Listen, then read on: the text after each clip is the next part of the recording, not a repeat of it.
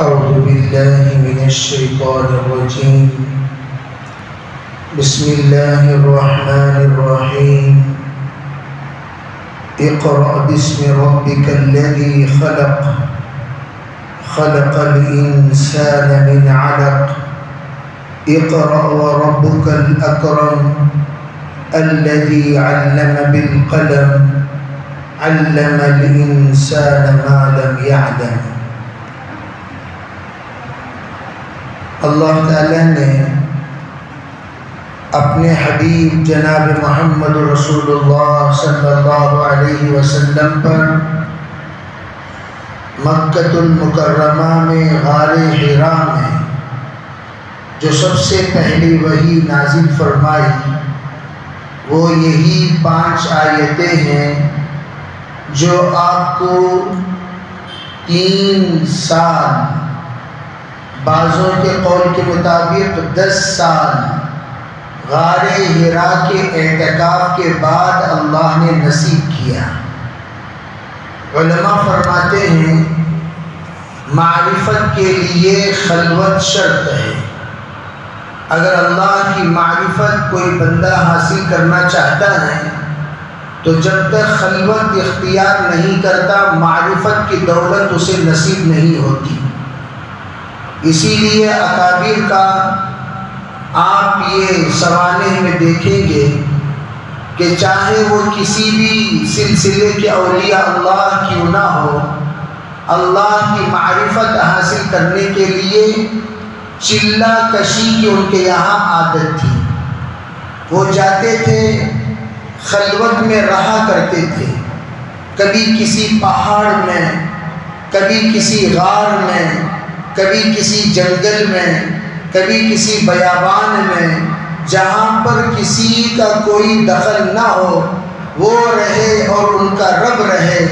اس طرح کی چلہ کشی اکابر کی ایک معمول رہی ہے۔ اسلاف جاتے تھے، چلے میں بیٹھا کرتے تھے۔ نظام الدین اولیاء رحمۃ اللہ علیہ کی چلہ کشی کی جگہ آج بھی موجود ہے، نشاندہی کرتے ہیں کہ وہاں باقاعدہ چلہ حضرت نظام الدین اولیاء بیٹھ کر اللہ کی معرفت انہوں نے حاصل کی۔ اسی طرح حضرت معین الدین چشتی رحمۃ اللہ علیہ، ان کی بھی چلہ کشی کی جگہ آپ دیکھ سکتے ہیں۔ عبد القادر جیلانی قطب ربانی کی چلہ کشی کا مقام آج بھی موجود ہے۔ تو ہمارے اسلاف کا ایک معمول رہا ہے کہ ایک جگہ بیٹھتے تھے، چلہ کشی کرتے تھے۔ حضرت عبد الرحیم صاحب رائے پوری رحمۃ اللہ علیہ، ان کی خلوت گاہ موجود ہے۔ حضرت رائے پوری رحمۃ اللہ علیہ ایک جگہ ان کے لیے خلوت کی جگہ موجود ہے جہاں تنہائی میں بیٹھتے تھے، اپنے رب سے مناجات کرتے تھے۔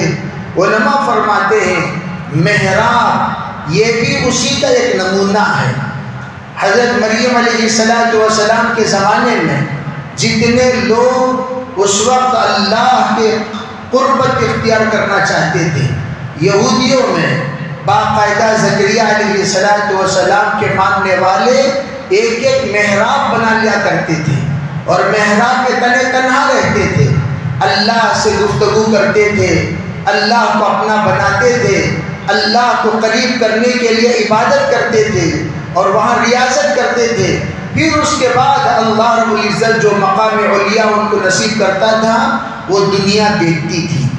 تو اس طرح خلوت کی جگہ اختیار کرنا یہ ہمارے جتنے آبا و اجداد میں، اسلاف میں اولیاء اللہ گزرے ہیں، ان تمام اولیاء اللہ کے سلسلے میں آپ کو یہ بات ملے گی۔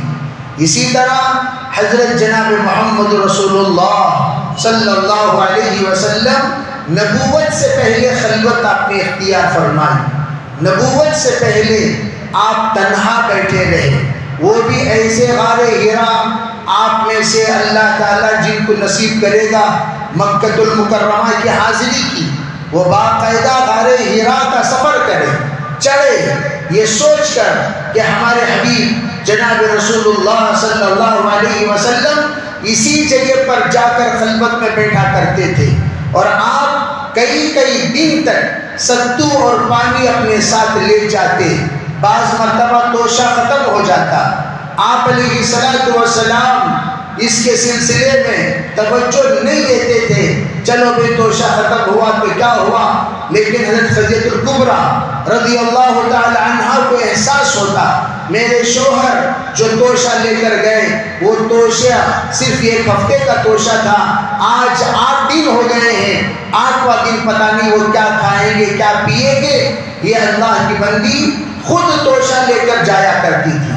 بعض مرتبہ حضرت زینب رضی اللہ تعالی عنہا کو بھیجا کرتی تھی, جاؤ بیٹی توشہ پہنچا کر آیا کرو, اور اللہ کے رسول علیہ الصلوۃ والسلام کو توشہ پہنچا دیا جاتا اور آپ اپنی عبادت میں اپنی ریاضت میں بیٹھ جاتے تھے. آج بھی اگر آپ غار حرا پہنچ جائیں تو آپ دیکھ سکتے ہیں کہ شام جی ہی غروب آفتاب ہو جائیں اتنی تاریکی چھا جاتی ہے, اتنا دنیا میں روشنی ہونے کے باوجود آپ کو ایک عجیب سی ہیبت محسوس ہوگی, تنہائی میں آپ کو ایک عجیب سا خوف محسوس ہوگا. لیکن اللہ کے رسول کے زمانے میں غار حرا کے پاس کون آتا تھا, کون جاتا تھا, کون رہتا تھا, اور کتنی دور غار حرا ہوتا تھا, لیکن اس کے باوجود اللہ کے رسول ان اندھیروں میں بغیر چراغ کے اکیلے آپ اللہ کی عبادت میں مصروف رہتے تھے. تو وہ خلوت کا جو اللہ رب العزت نے نوازش فرمائی, اللہ کا جو تعارف اللہ تعالیٰ نے عطا کیا, اللہ کی جو معرفت آپ نے حاصل فرمائی, اس کا نتیجہ کیا ہوا؟ اللہ رب العزت کی طرف سے نبوت کا پہلا پیغام ملا. اللہ کے رسول علیہ الصلوۃ والسلام اسی خلوت گاہ میں موجود ہیں. اسی لیے حضرت قاری محمد طیب صاحب علیہ رحمہ فرمایا کرتے تھے علوم نبوت کے لیے خلوت شرط اول ہے.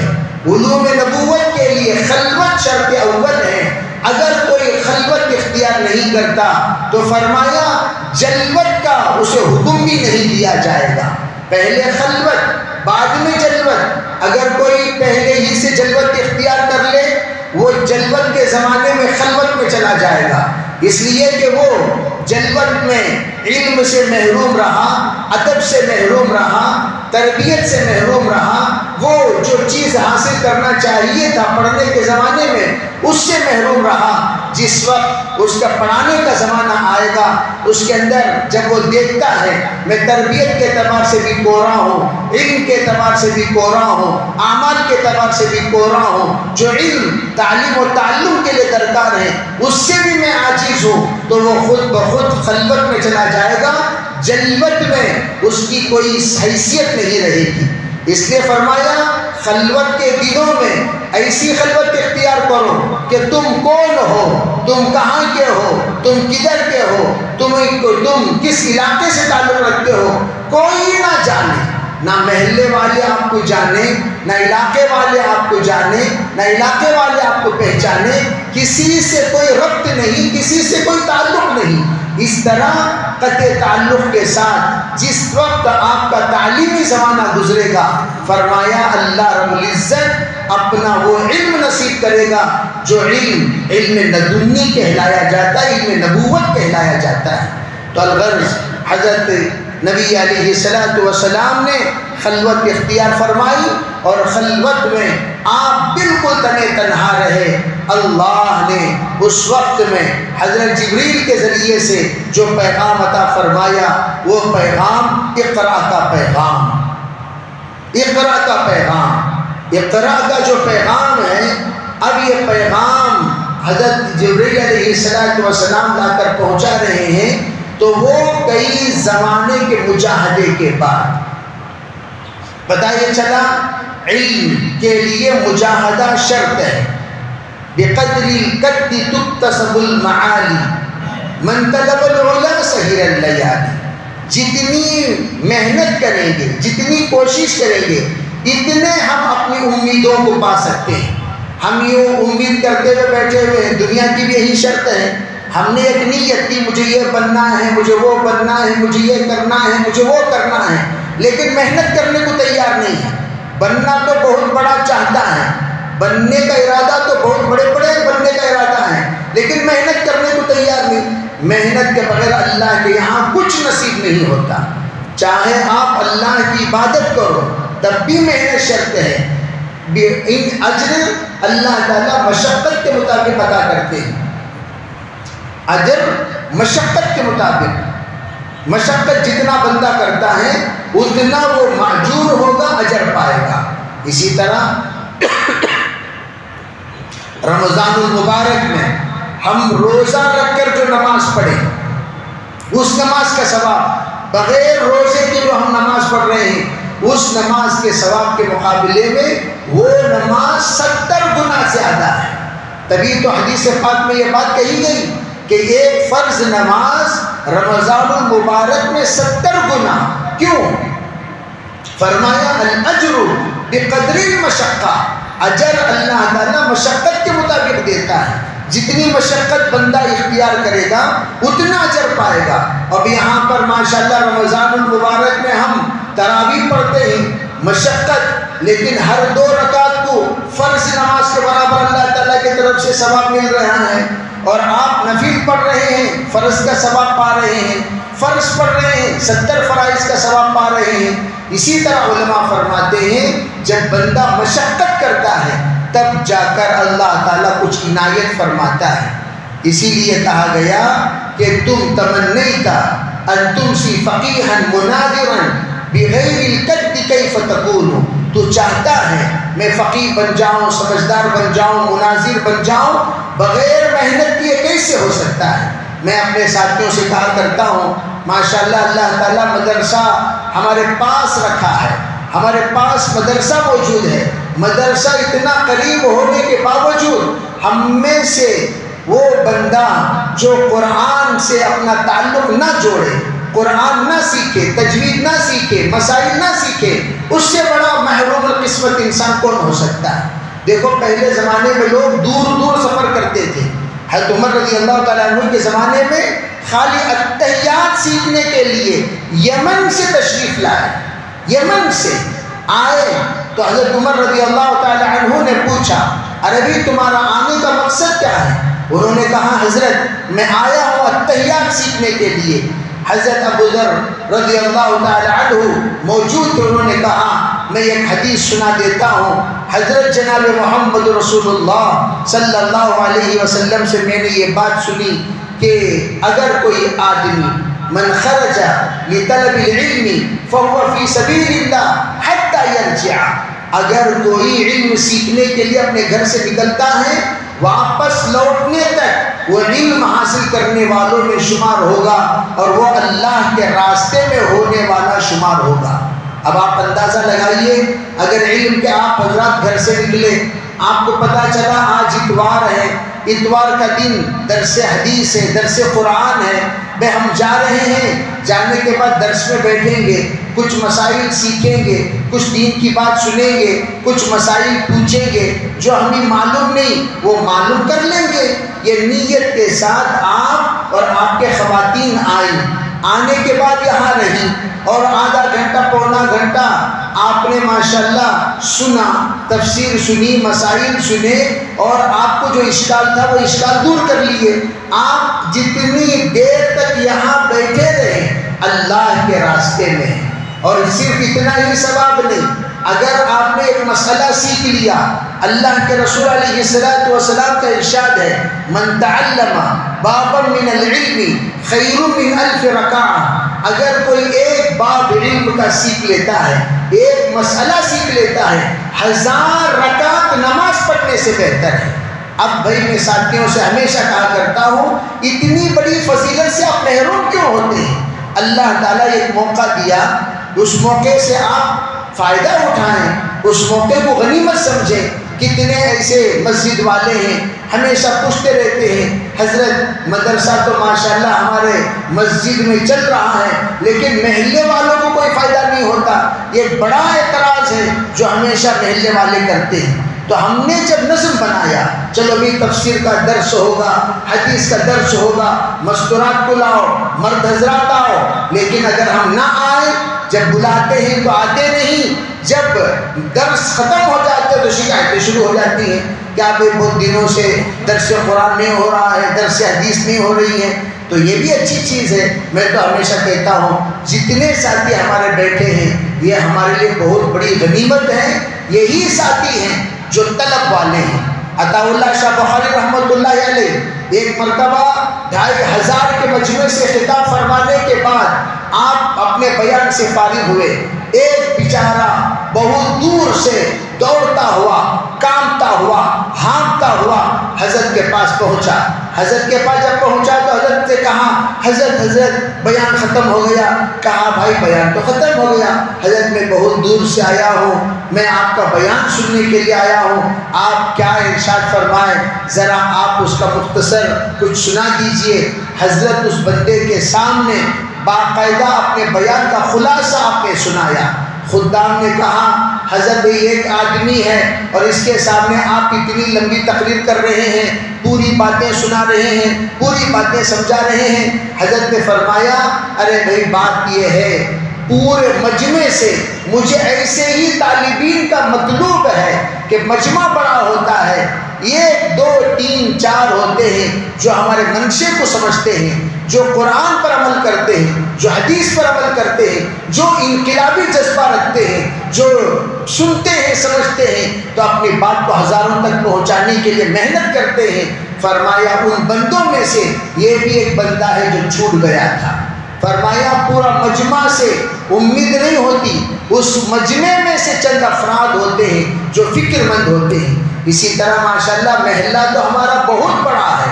آپ حضرات جتنے ساتھی یہاں موجود ہیں اگر ہم نیت کر لیں انشاءاللہ ہم لوگ پابندی سے آئیں گے، بیٹھیں گے، ہمارا جو بھی اشکال ہے وہ پوچھیں گے، وہ سنیں گے، اور انشاءاللہ ہم اپنے مستورات کو بھی لائیں گے تاکہ وہ آدھا گھنٹہ پونا گھنٹہ یہاں پر شریک رہیں اور اپنے اپنے اشکالات کو دور کر لیں اور پھر انشاءاللہ اپنا ایک نظام بنائیں، بہت بڑا فائدہ ہوگا۔ اس لیے میں ہمیشہ کہا کرتا ہوں عربی غار ہرا کا پیغام ہے پڑھو پڑھو۔ اللہ نے سب سے پہلے پڑھو کا حکم دیا تو ہم سب کی طرف ہم یہ مخاطب ہے حکم کہ ہم سب سے کہا جا رہا ہے پڑھو بھائی پڑھو۔ کیا پڑھنا چاہیے؟ شریعت پڑھو، اللہ کو پڑھو، رسول کو پڑھو، قرآن نے کیا کہا وہ پڑھو، اللہ کے رسول نے کیا کہا وہ پڑھو، مسائل پڑھو، وہ پڑھو جو زندگی کے لیے بے حد ضروری ہے۔ انشاءاللہ اگر ہم پڑھنے کی نیت سے ہفتے میں ایک مرتبہ یہاں پر حاضری دے دیں گے قرآن سمجھنے کے لیے، قرآن سننے کے لیے، اللہ جتنے لمحات ہم یہاں بیٹھیں گے اس کو عبادت میں شمار کرے گا، اللہ کے راستے میں شمار ہوگا۔ سب نیت کریں گے بھی انشاءاللہ؟ تو جتنے ساتھی ہیں سب نیتیں بھی کریں، ارادے بھی فرمائیں اور آئندہ سے پابندی کے ساتھ تشریف بھی لائیں اور اپنے اپنے مستورات میں، بلکہ میں تو ساتھیوں سے کہا ایک بات چلایا کرو، بات چلایا کرو، ساتھیوں کو بات بتایا کرو۔ آج کل میرے عزیز بھائیو رشیا جیسے ممالک میں ایک ایک مسئلہ پوچھنے کے لیے 200 کلومیٹر سفر کرنا پڑتا ہے، کوئی عالم نہیں ملتا، کوئی عالم نہیں ملتا۔ اب اللہ کا شکر ہے ہمارے مدرسے میں علماء، اچھے اچھے علماء، بڑے بڑے علماء جو قرآن پڑھاتے ہیں، حدیث پڑھاتے ہیں، حدیث کا درس دیتے ہیں، جو ماشاءاللہ مفتیان کرام کو درس دیتے ہیں اور فضلاء کو درس دیتے ہیں۔ ایسی استعداد والے، بڑی صلاحیتوں والے الحمدللہ علماء کرام موجود ہیں۔ اگر ہم لوگوں نے ان سے فائدہ نہیں اٹھایا ہم سے بڑا محروم القسمت انسان کوئی نہیں ہوگا۔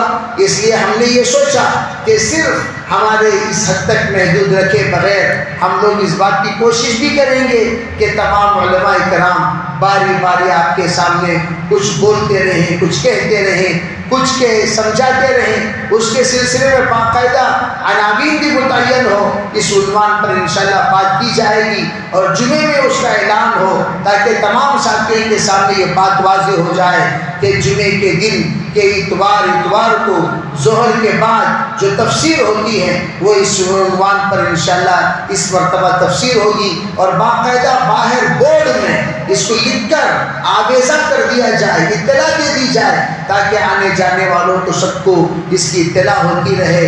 اس طرح انشاءاللہ ہم لوگوں کی اس مسجد میں اگر یہ ایک عمل شروع کریں گے، اللہ کی ذات سے امید ہے اطراف میں، بے اتوار کو تو اکثر لوگوں کو چھٹی ہے، تو تمام انشاءاللہ آئیں گے، بیٹھیں گے، فائدہ اٹھائیں گے، اور اپنے جو کچھ سوالات ہیں، اشکال ایک عجیب اشکال لوگوں کے دلوں میں لوگ پالتے رہتے ہیں۔ اب میں ابھی حال میں کل کی بات میں کہہ رہا ہوں، جمعے کی نماز پڑھ رہا تھا، میرے پاس میں ایک ساتھی تھے، اور وہ نماز شروع کیے، کیسی شروع کیے؟ ثنا سبحانک اللہم۔ انہوں نے ثنا پڑھ کر سبحانک اللہ، حالانکہ دیکھیے ثنا یہ دعا کا نام ہے، یہ ثنا دعا نہیں ہے، ثنا سے دعا شروع نہیں ہو رہی ہے، لیکن ہم لوگوں کو بچپن میں پڑھا دیا گیا ثنا سبحانک اللہم و بحمدک، تو جس کے ہم ایسے عادی بن گئے ہیں کہ اب بھی نماز جب شروع کرتے ہیں ثنا پڑھو جب کہا جاتا ہے تو سبحانک اللہم و بحمدک سے شروع کرنا چاہیے، لیکن ہم شروع کر رہے ہیں ثنا سبحانک اللہم۔ تو بھئی ثنا کا لفظ آپ نے اپنی زبان پر نماز کی حالت میں لیا تو نماز میں فرق پڑ جاتا ہے، نماز میں فرق پڑ جاتا ہے۔ بعض علماء سخت فتویٰ دیتے اس سلسلے میں، تو میں یہ عرض کرنا چاہتا ہوں ہماری زبان پر یہ چیز چڑھ گئی ہے، لیکن وہ چیز جو چڑھ گئی وہ اترتی ہی نہیں ہے، جب ہم سمجھیں گے تبھی تو اترے گی۔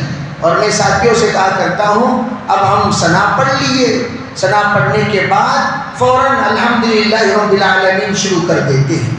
عربی تھوڑا وقفہ دو، بسم اللہ الرحمن، اعوذ باللہ پڑھنا سنت ہے، بسم اللہ پڑھنا سنت ہے، زور سے نہ صحیح، آہستہ پڑھو، لیکن ایک بڑا مجمع ہمارا اعوذ باللہ بسم اللہ پڑھتا ہی نہیں، جو ہی ثنا پڑھ لیے الحمدللہ رب العالمین الرحمن الرحیم شروع کر دیتا ہے، نماز تو ہو جائے گی۔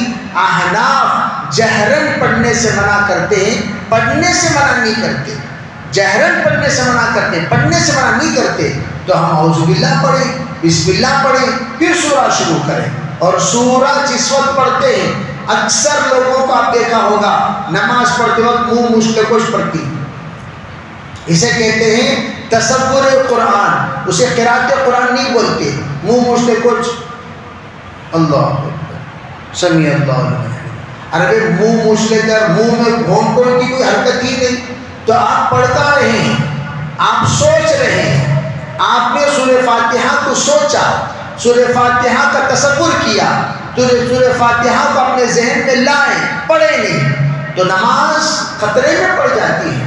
قرأت کرنے کو کہا گیا، اس لیے علماء کہتے ہیں قرأت کے لیے تلفظ ضروری ہے، تلفظ کے لیے مخارج ضروری ہے، مخارج کے لیے زبان کی حرکت ضروری ہے۔ اب ہم زبان کو حرکت ہی نہیں دیتے، منہ بند کرتے ہوئے ہوں، خاموش، سکتہ طاری ہو گیا، سکرات طاری ہو گئی تھوڑی دیر کے لیے، پھر رکوع کر رہے، سجدہ کر رہے، نماز ہو رہی ہے۔ عربی منہ کو حرکت دو، الحمدللہ رب العالمین، زور سے نہ صحیح، ہم لوگوں کے ہونٹ حرکت دینی چاہیے، اندر زبان کو حرکت دینی چاہیے، تب جا کر اس قرأت کی ادائیگی ہوگی، سورت کا تلفظ ہوگا۔ تو کتنی ہم لوگ اس کی غلطی میں 90% لوگ مبتلا ہیں، 90% لوگ مبتلا ہیں آج بھی۔ اب رکوع سجدے میں جو تسبیحات ہیں وہ تو تسبیحات اپنی جگہ پر ہے ہی، لیکن قرأت کرنا فرض ہے، وہ فرض ہمارے اوپر قرض بن کر رہ جاتا ہے۔ تو اس لیے میں عرض کرنا چاہتا ہوں کہ نماز ہم سیکھیں، نماز کیسے پڑھنا چاہیے، وضو ہم سیکھیں، وضو کیسے کرنا چاہیے، دھیرے دھیرے ایک ایک چیز۔ حضرت علی رضی اللہ تعالی عنہ باقاعدہ صحابہ کرام کے سامنے اللہ کے رسول علیہ السلام کا وضو بتایا کرتے تھے، آپ کیوں سنایا کرتے، کیا میں تمہیں نہ بتاؤں اللہ کے رسول علیہ السلام کا وضو کیسے ہوا کرتا تھا؟ پھر آپ نے وضو فرما کر بتایا، وضو کر کے بتایا، باقاعدہ آپ نے چہرہ دھویا، ہاتھ دھویا، مسح کیا، پیر دھوئے، فرمایا اس میں آپ نے جو مسنون طریقے کے ساتھ ہم لوگ احناف وضو کرتے ہیں اسی طرح وضو کیا۔ مسح علی ناصیتہ، اس میں الفاظ ہیں آپ نے اپنے سر کے اگلے حصے میں 4 انگل کے برابر آپ نے مسح فرمایا۔ اب آپ نے یہ بتا دیا کہ دیکھو یہ وضو ہے جناب رسول اللہ صلی اللہ علیہ وسلم کا۔ بعض لوگ وضو کرتے ہیں سر کا مساج نہیں کرتے، خالی ٹوپی ہٹا لیے، خالی یہاں پر یوں پوچھ لیے، یوں پوچھ لیے، یوں پوچھ لیے۔ ارے بھائی باقاعدہ چوتھائی سر کا مساج، چوتھائی سر کسے کہتے ہیں؟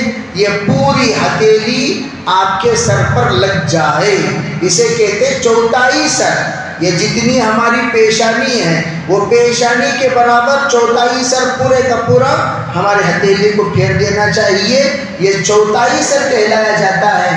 پورا سر کرنا یہ تو سنت ہے، لیکن چوتھائی سر کرنا یہ فرض ہے، لیکن اس فرض سے بھی ایک بڑا مجمع محروم رہ جاتا ہے۔ میں عرض کرنا چاہتا ہوں، دیکھو فضائل اعمال کی تو مساجد میں تعلیم ہوتی ہے، لیکن فضائل کی تعلیم کس کے لیے ہے؟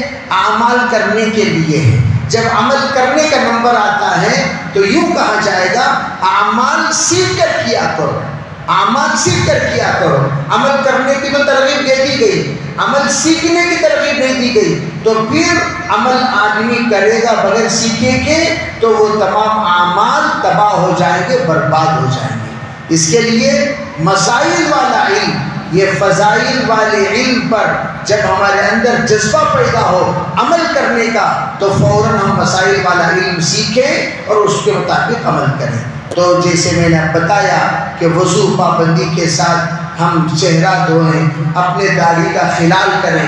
ایک صاحب کو میں دیکھ رہا تھا رمضان مبارک میں داڑھی کا خلال کرنے کو کہا گیا تو انہوں پانی لے رہی، ڈال رہی 10-15 مرتبہ داڑھی کو بھگا لے کچھ۔ میں نے کہا خلال کرنے کا طریقہ ایسا نہیں ہوتا بھائی، آپ پانی لیے، چہرہ دھوئے، چہرہ دھونے کے بعد کچھ پانی اپنے ہاتھ میں تری ہو تو آپ کو اچھی طریقے سے اس طریقے سے خلال کرنا چاہیے تاکہ پورے داڑھی کے بال کے اندر کا حصہ بھی بھیگ جائے، اوپر کا حصہ بھی بھیگ جائے۔